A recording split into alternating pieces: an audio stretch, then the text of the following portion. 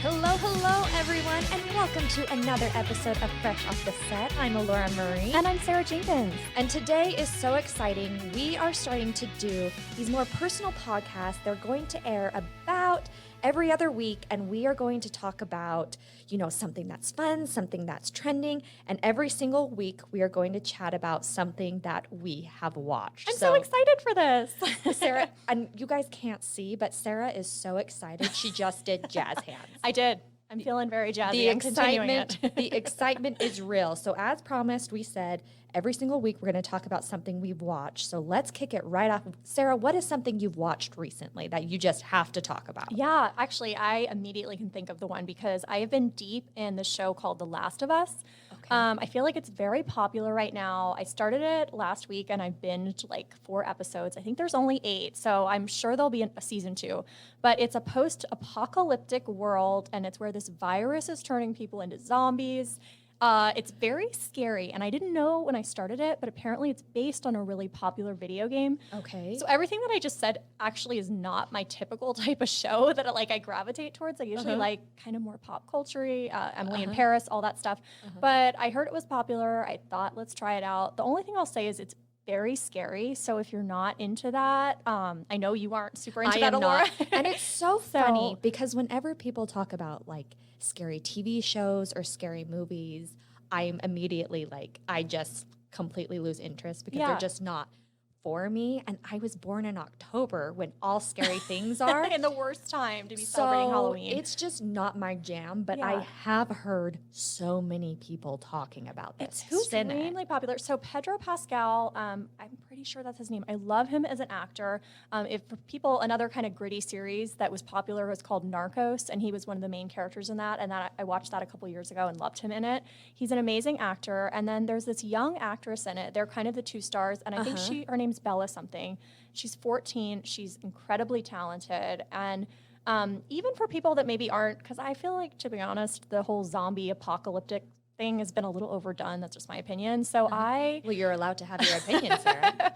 Everything about the show, had I known about it going in, I probably wouldn't have started it. And so that's why I think it's sometimes fun to go into something not knowing much about it, because I really do like it.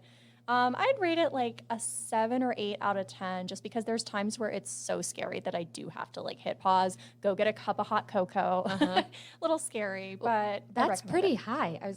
Honestly, when it comes to apocalyptic why is it such a hard word to say? Man alive, my goodness. I usually stay away from those things because they stress me out. Because in my mind, I'm like, well, what if something like this happened? Like, I know there won't be zombies, but what if something similar happens? So it's best that I stay. It's a little scary. And the one last thing I'll say is it kind of ties into, like, obviously COVID has been so effective in our society and everything the past couple of years. And it does talk about the whole premise is it's like a virus that kind of goes off the rails. So for some people, it might hit a little close to home. It might make it even more scary because it has that like realistic factor. So, but yeah, I suggest people try it out unless you just hate. But what about you? I want to hear what you've been watching. People are going to learn very quickly that I am a comfort show person. Yeah. I'll probably talk about it repeatedly. But right now, I am knee-deep in Love Island, which is a reality dating show. So our producer, Ken's and I, that's one of the things we can talk nonstop about is reality dating shows. Yeah, I've heard about it a lot, but I've never seen it. And so my husband and I, yes, my sweet husband sits there and watches the whole thing with me. We started from season 1, which I believe started, I want to say, like 2015. And we watch, there's a UK version, there's an Australian version, the US picked up on it. But we watched the UK version because they seem more successful couples. They stay together. But honestly, it's just this reality show that sometimes I'm sitting there and I'm like, why am I watching this? And I'm like, well, you know what? I don't want to think. It's pure escapism, right? That's why it's so popular. Oh, absolutely. Essentially, it's these people and they go to a villa and it's kind of like a game in a sense that someone actually wins. The public votes, people go in and out of the villa based on voting, based off if they're coupled up. And at the very end, a couple is voted, like the top couple, and then they are awarded $50,000 and they can decide, are they going to share it? Are they going to keep it? Were they really there for love? I love that. The plot thickens. So have there been any couples, because I've never seen it, who've like made it to the end, they've been crowned like the top couple, and then someone just goes, sorry, I'm going to take this and not split it with you? Like, does that ever happen? Or? I have not seen that happen yet. Okay. And my romantic daydreamer heart really hopes that never, ever happens. That would be so cold-hearted. And I'm telling you, and the seasons are long. Some seasons have like 60 episodes because the way they film it is there's like a new episode every single day. Okay. And I just, love British accents. We talked about my grandpa was from England. And B, so I feel like because I'm older, I'm my early 30s, I see these young kids and I'm like, oh, they really need to communicate. They really need to go over and tell so-and-so how they're feeling. Yeah. And I'm sitting so there. different watching it in your 30s versus I used to watch The Bachelor in my 20s, and it's like, it's so different. Yeah, you want to like school them, and then I'm like, does this mean I'm old? Like, I have all the advice in the world, and I'm like, oh, honey, he doesn't like you. He's just playing the game. he's sending you mixed signals. So Get out now. Obviously. So that's what I've been watching right now. It's a little old. I know I'm behind a couple seasons, but there you go. That's what we've watched. I love it. And they couldn't be more different, but I think we both recommend those shows for different reasons. There you go. I'm excited to talk about this next topic because I feel like a lot of people have been talking about it a lot lately. It's filters. So a lot of people say people overuse filters. I know on TikTok there's specifically a couple that have been really popular lately, and I gotta say I tried them both. One is called Bold Glam, and the other Yes. like makes you look like you're supposed to be 14. I forget the name, but it didn't look like I ever looked, and they're kind of scary for me. Like, I have, when it comes to filters, and we talked a little bit about this on the show, but we didn't have enough time to talk about it. I am really open, really honest. I use filters sometimes. Sometimes I use filters to make a picture brighter or a little more saturated. If there's a day I'm not wearing makeup, I use a filter that is just really light. yeah, And so I can't be, I don't want to be a hypocrite and be like, no filters ever. right. But the filters that freak me out are the filters that completely change your face. So the filter is essentially saying like, you'll look better Right. if you change this, and this. It's incredible, like whoever these developers are for the apps, like the AI that they're doing now, but some of them you absolutely don't look like yourself. So who wouldn't it make you feel like, especially when you're younger and more impressionable? I feel like, okay, so this is literally like science, quote unquote, idea of my best self. What does that say about however I was created naturally? Like, oh, my ears stick out too much, or my nose or my skin has texture, God forbid. Yeah. And I totally agree with you because I definitely use filters, and I think it's a fine line between I want to feel pretty and like my best self, and oh, maybe I have a blemish that I'm gonna blur out. But like to change your face and your structure, and I mean, I feel like this has definitely been talked about a lot, but I could talk about it at length because I have 2 young daughters, and I'm so passionate about how scary it is to even think about as they get older. And you can only prolong them being around social media for so long, and like what's that's going to mean for their psyche and their mentality, and maybe not feeling pretty, and it's so Yeah. painful to think about. Well, and I actually follow someone on Instagram, and I can't remember her name. And what she does is she literally will come out and talk about different filters. And she's like, hey, if you see someone who looks like this is the filter they're using, to just kind of let you know that sometimes what you see is a really intense filter. So you Yeah. don't feel bad about yourself. And I think so many times and I know I've done it, I get on social media and I immediately compare myself. I don't think that, I mean, maybe it stops as you get older, but I don't, for me, it's something that I still have to consciously be like, oh, Laura, everyone's on a different path. Like, you can't compare like yourself to these people's highlight reel. Yeah. You've got to like take a step back. And it's something that I have to think about constantly. And I, like you said, I worry about younger kids who are seeing these filters and then are like, oh, I'm not worthy enough as I am. And that's what really freaks me out about them. And like I said, again, I don't want to be a hypocrite. I do use really light filters. Right. And even if you're someone that maybe for fun, I'm hesitant to say because I feel like it's all potentially damaging, but maybe like the really crazy funky filters and where you make yourself look like whatever, a dragon, like do you have fun with it. But But if it's making us look in the mirror when we're getting ready in the morning and being sad and being like, wow, I wish I could filter myself all the time. That's it right there. That's so disturbing. Yeah. Right? And honestly, we are really honest on this podcast. Frankly, there was a filter that I was using repeatedly over and over again. And I remember one day I was doing my makeup and I was like, oh gosh, I wish I had that filter on me because this, and this. And I was like, oh my word. Like, I am not appreciating myself without a filter. Like, we being me.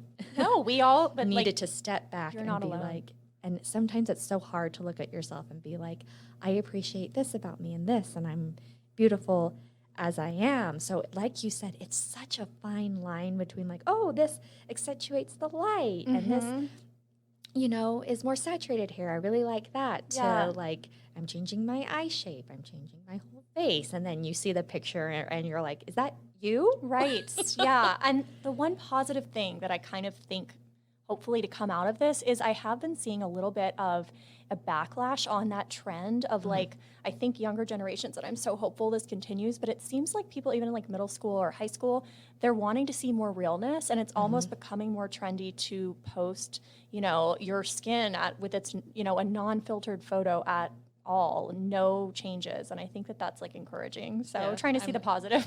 I'm like, way to go. I mean, right now I'm having a horrible bout of acne. And I took a picture the other day with no filter, and I was like, well, it is what it is. I love that. I love how real, and we need that in the world. And we all have days where we're like, my skin's acting up or whatever. We're not perfect. We're not robots. We're not fembots. So yeah, I think that's the most important thing. So, I think we've talked about filters as much as we can. Our next topic for today is something that I think is so fun. We were talking about this before the show started, and our producer was like, this is the best. You guys have got to talk about this. When we first got here earlier, we're just like going away, and I'm like, okay, we need to compile these stories. So this is weird things you've done for your crush's attention.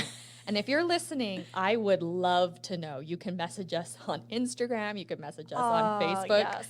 I would love to know. And I have so many that I'm going to sit back and I'm going to let you go first, Sarah. Oh, because I know mine will be we have lots worse. of stories. Yeah, I don't know about that. When we first talked about this, because it kind of started, it got in my head that I heard some people on TikTok talking about these cringy things they'd done. And I was like, gosh, at a certain age, I feel like we all have. And oh, yeah. I remember, I think I was a freshman in college, and I went on a couple dates with this guy that was a senior, and he was very open about how he was like planning on going to law school. And I was a poli-sci minor, so it wasn't like that far-fetched. Like that had kind of been an interest of mine. But I never posted on social media about stuff like that, And I look back so cringy on my Facebook, and I could tell during that like month and a half I was talking to him, I was like posting all these like political articles and like acting like I was like a CNN analyst or something. And like I didn't really get any response from anyone. It was like very cringy. That makes it worse. It was worse. No one was like, I thought I was like really influencing and shaping young minds, and no one cared less. So the silence was deafening. I am over here like giggling so hard and having to pull myself together. It was so bad.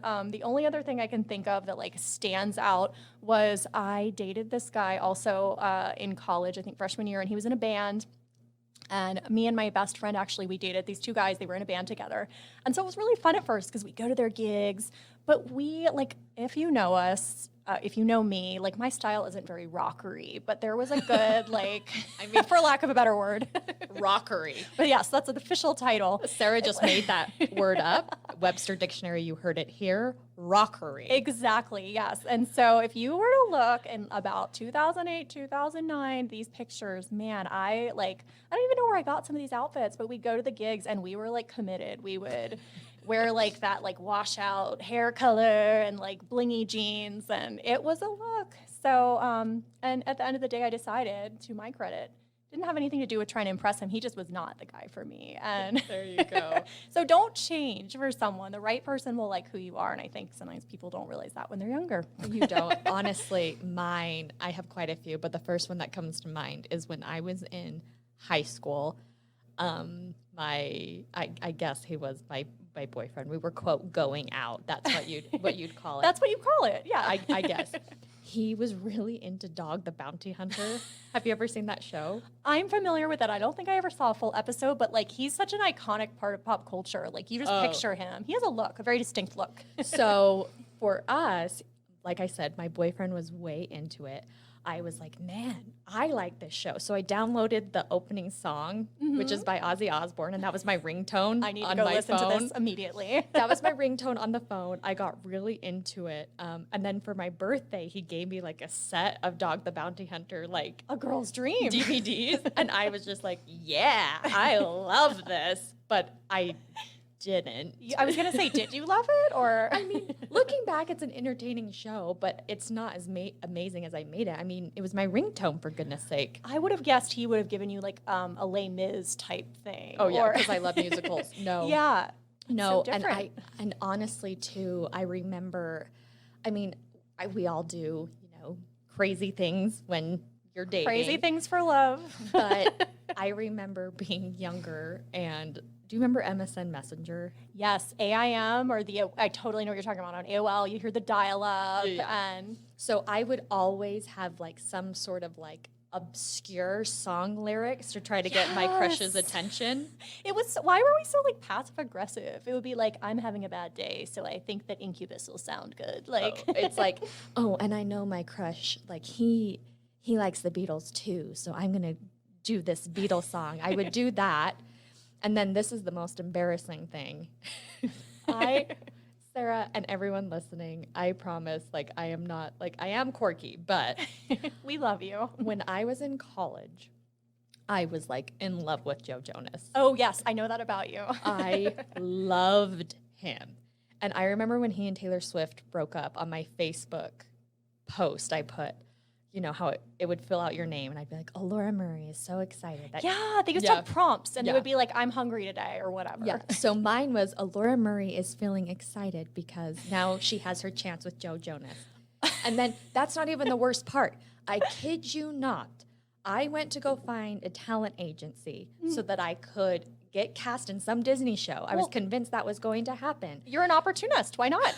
So then, if Joe just bumped into me on a Disney set, we would obviously fall in love. I love it. I think that's a grand plan. I mean, I'm dying. I literally thought that I was going to marry him. I was going to, Joe Jonas was my future. And I feel like I was a little old for that.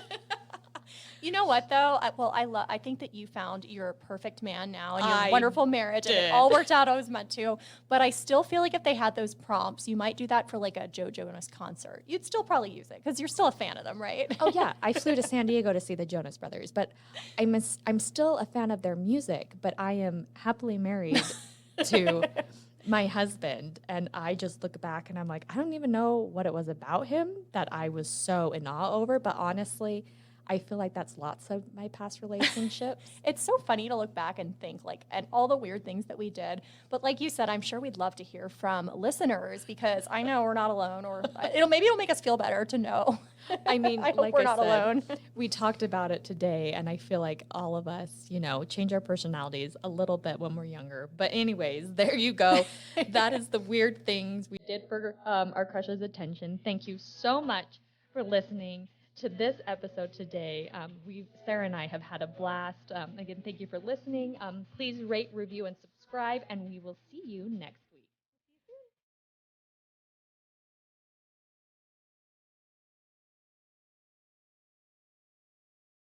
Congrats, you made it to the end. If you want to continue to freshen up your day, you can watch us on Fresh Living every weekday on CBS Channel 2 in Utah at 1 o'clock.